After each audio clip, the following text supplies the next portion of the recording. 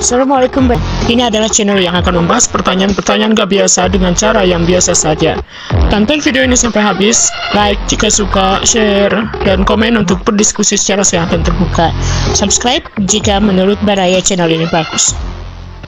Sebuah pertanyaan dari Gepta Haryanto. Apakah UFO itu ada?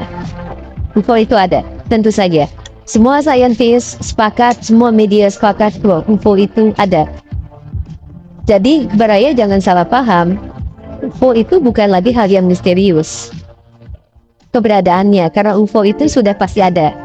Yang jadi misterius itu adalah UFO kan UFO itu Unidentified Flying Object. Jadi maksudnya, kalau Baraya menemukan benda terbang dan tidak dikenal tuh, itu semuanya UFO. Jadi UFO itu bisa kresek terbang, cuman gara-gara Baraya tidak tahu itu apa, maka itu adalah UFO.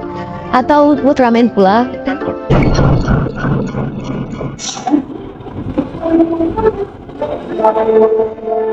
Misalkan Nino monsternya udah mati kan, Ultramannya pergi. Nah kalau misalkan Baraya lihat Ultraman pergi, itu juga ada UFO. Pokoknya intinya segala sesuatu yang Baraya tidak tahu itu apa dan itu terbang, maka itu sudah masuk kategori UFO. Bahasa Indonesianya beta. Ada juga yang sering kejadian adalah sepiteng dari satelit. Jadi di satelit itu kan ada toiletnya tentu saja. Nah di toilet itu kadang-kadang kalau misalkan sudah penuh, sepitengnya itu dijatuhkan ke bumi. Biasanya ke laut di Pasifik ya, ada titik void itu. Nah itu kalau jatuh itu seperti meteor dan kita menganggap itu UFO gitu, padahal itu sepiteng jatuh. Nah tapi apapun itu, kalau misalkan pertanyaannya apakah UFO itu ada, maka UFO itu pasti ada. Tetapi kalau yang dimaksud itu adalah makhluk luar angkasa, maka itu ada. Secara rasional itu ada. Secara empiris kita belum tahu. Secara rasional ada.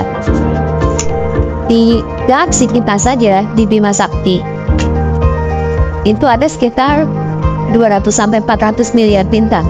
Dengan temuan baru bahwa galaksi kita luasnya lebih besar daripada penelitian sebelumnya, maka kita ambil saja estimasi jumlah bintang di galaksi kita itu adalah 400 miliar bintang. Dari 400 miliar bintang itu, ada yang tua, ada yang terlalu kecil, ada yang terlalu besar, ada yang radiasinya lebay.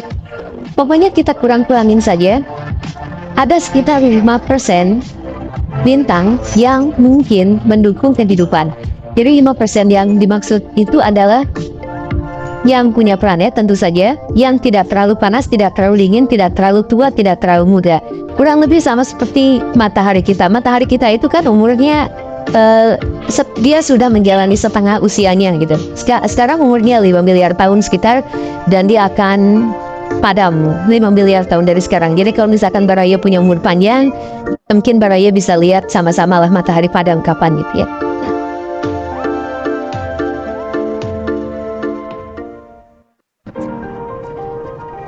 Kalau misalkan ada bintang yang seperti itu, yang ideal, maka itu biasanya punya planet, yang planet itu kemungkinan memang ada makhluk hidupnya.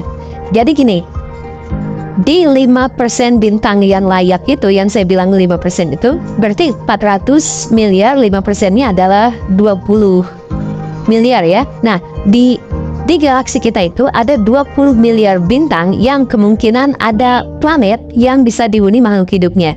Nah, di setiap bintang itu ada zona yang namanya zona Goldilocks. Zona Goldilocks itu adalah area di sekitar bintang yang kalau misalkan planet beredar di situ, itu mendukung kehidupan berbasis karbon. Jadi, si zona itu tidak terlalu jauh dari bintang dan tidak terlalu dekat, sehingga air ada dalam 3 bentuk.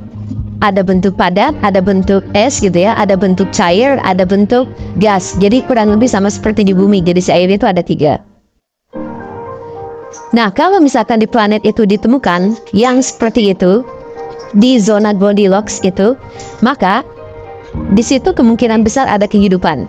Kemungkinan besar ada kehidupan. Artinya, coba bayangkan dari 400 miliar bintang yang ada di Bima Sakti, 5%-nya 20 miliar itu bintangnya layak huni. Bintangnya layak huni. Bintangnya punya planet yang layak huni. kalau misalkan berada di zona Goldilocks. Jadi anggaplah 10 miliar bintang lah. Jadi menurut saya estimasi Garing yang kayak barusan itu perhitungan-perhitungan 10 miliar planet di galaksi kita saja, belum ngambil ke galaksi yang lain, itu mendukung kehidupan berbasis karbon. Dan di tata surya kita, bumi itu ada di zona Goldilocks, tapi jangan lupa bahwa Mars juga di zona Goldilocks, tapi ada pinggirannya. Jadi Baraya, kalau misalkan Baraya hidup atau lahirnya jauh sebelum Masehi, itu mungkin jadi sekitar 1 miliar 2 miliar tahun yang lalu, maka Baraya bakal melihat bahwa di Mars itu ada kehidupan. Tidak semaju di bumi, tidak sebanyak di bumi, tidak sevariatif di bumi, tetapi ada. Bahkan sebagian ilmuwan menyatakan bahwa makhluk hidup yang ada di bumi itu sebenarnya adalah kelanjutan dari makhluk yang berasal dari Mars. Ini bukan fiksi, ini ilmiah, ini salah satu teori dalam teori evolusi. Jadi kalau misalkan pertanyaannya adalah apakah makhluk luar angkasa itu ada? Tentu saja secara rasional ada. Secara empiris belum ada, karena belum ada buktinya. Semua video, semua foto yang tadi diunggah di media sosial, di internet, di YouTube, itu belum bisa dipertanggungjawabkan. Kemudian kalau misalkan, pertanyaan yang semestinya ada itu adalah apakah makhluk luar angkasa itu datang ke bumi? Kalau misalkan itu pertanyaannya, yuk kita bahas di episode-episode yang lain, karena saya memang komitmen mau bikin video yang lebih pendek. Terima kasih, silakan subscribe jika suka. Assalamualaikum warahmatullahi wabarakatuh.